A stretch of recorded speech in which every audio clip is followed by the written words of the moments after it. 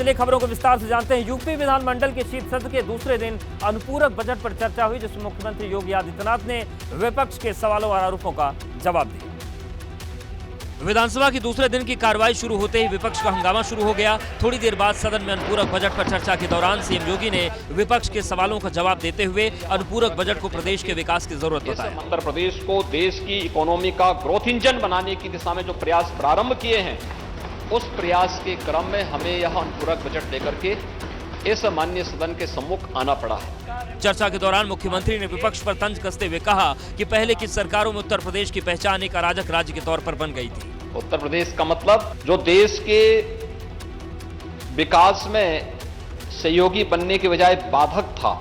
मुख्यमंत्री योगी ने कहा कि बीते कुछ साल में तेजी से उत्तर प्रदेश की छवि में बदलाव आया। समाज का हर तबका सरकार के विकास के विजन के साथ अपने आप को जोड़ करके न केवल गौरव की अनुभूति करता है, बल्कि अपना सर्वश्रेष्ठ योगदान देने के लिए भी तत्पर दिखाई देता है। हालांकि मुख्यमंत्री योगी आदित्यनाथ के जवाब के बावजूद विपक्षी दलों का सरकार पर हमला जारी रहा।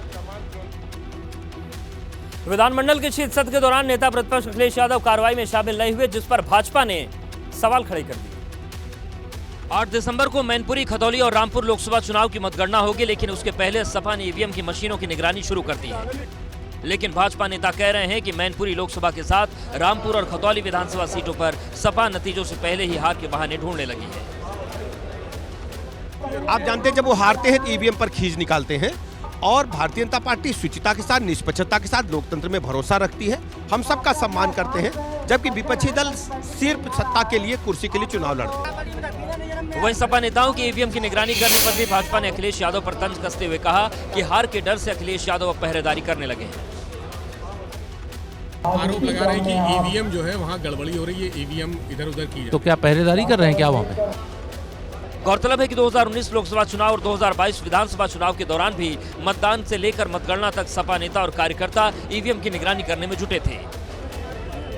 और अब उपचुनाव के नतीजों से पहले एक बार फिर ईवीएम पर सभी की निगाहें जाकर टिक गई हैं।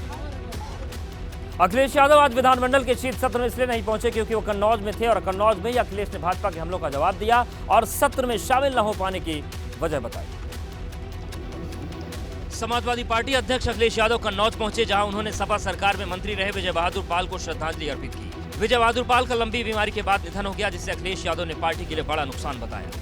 हम लोगों ने एक लोकप्रिय नेता खोया है, समाजवादी पार्टी को बहुत बड़ी क्षति हुई है। वहीं विधानमंडल सत्र में शामिल न होने पर उप मुख्यमंत्री ब्रजेश पाठक के हमलों और सवालों पर अखिलेश यादव ने जवाब देने से इनकार कर दिया। वो ये भी कह सकते हैं कि विजय बहादुर पाल जी के घर क्यों गया, सदन जरूरी था। ऐसे लोगों के बारे में तो सोचना ठीक नहीं है। रामपुर उपचुनाव में बेहद कम मतदान के सवाल पर अखिलेश यादव ने कहा कि भाजपा सरकार में लोकतंत्र कमजोर किया जा रहा है, क्योंकि रामपुर में लोगों को वोट डालने नहीं दिया गया।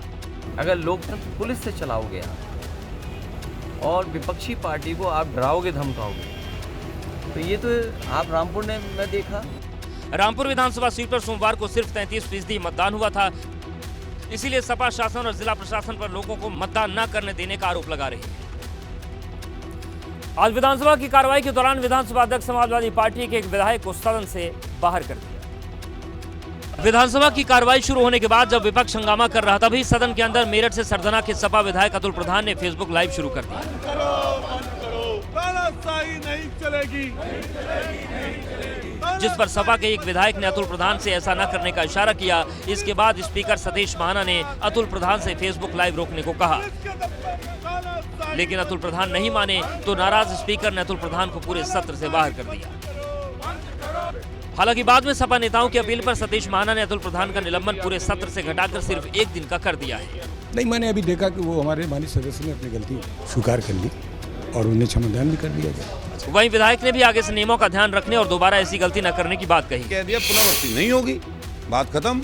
अध्यक्ष जी का सम्मान है, उनके सम्मान को हम लोगों ने रखा और उन्होंने जो आदेश दिया हमने माना। सपा विधायकों ने स्पीकर से कहा कि आज अतुल प्रधान का जन्मदिन है और वो पहली बार सदन के सदस्य बने हैं, ऐसे में उन्हें नियमों की जानकारी नहीं है। सपा विधायकों की अपील के बाद स्पीकर ने अतुल प्रधान को सजा के बाद राहत भी दे दी।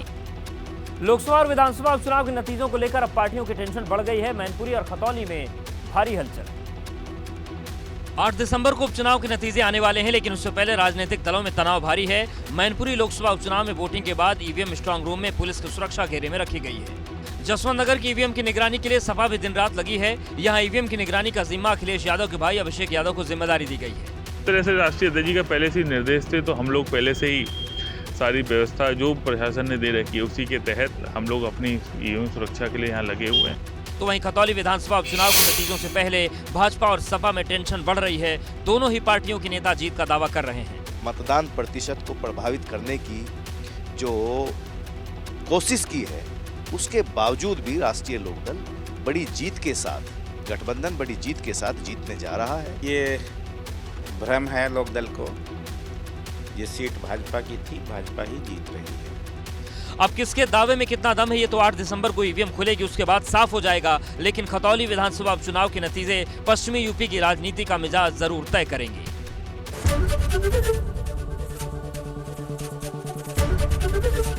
एबीपी गंगा, खबर आपकी, जुबान आपकी।